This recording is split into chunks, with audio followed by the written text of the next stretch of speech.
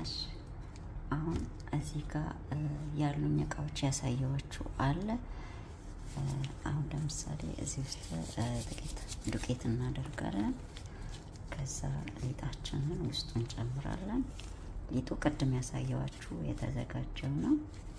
ኦኬ እንደዚህ ካደረኩትኝ በኋላ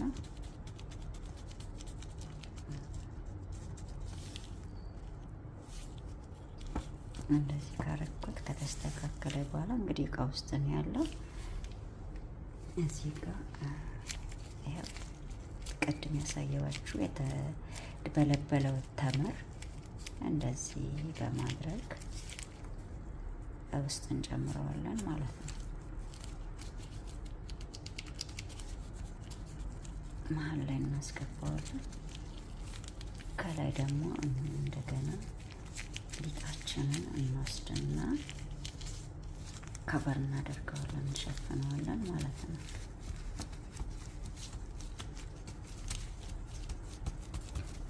ያው የኩኪሱ መስሪያ ማሽኑ ካላችሁ ቀላል ነው የሚሆንላችሁ። ለምን ክብ ታደርጉና በክቡ ውስጥ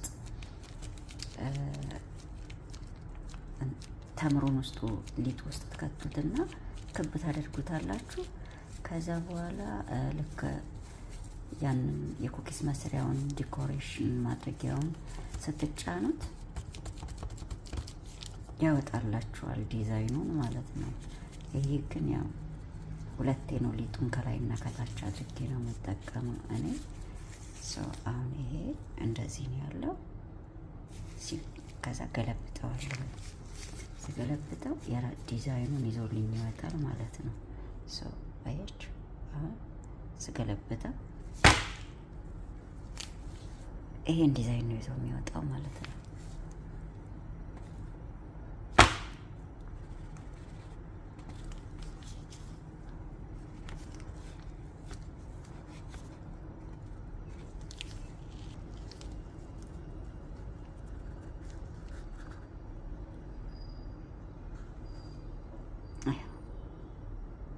ዲዛይኑ ወጣ ማለት ነው።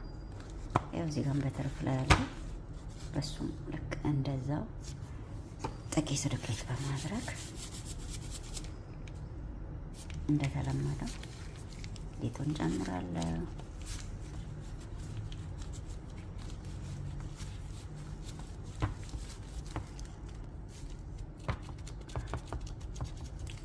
ከዛ ይሄኛውን አረንጓዴውን ፍስጥቁን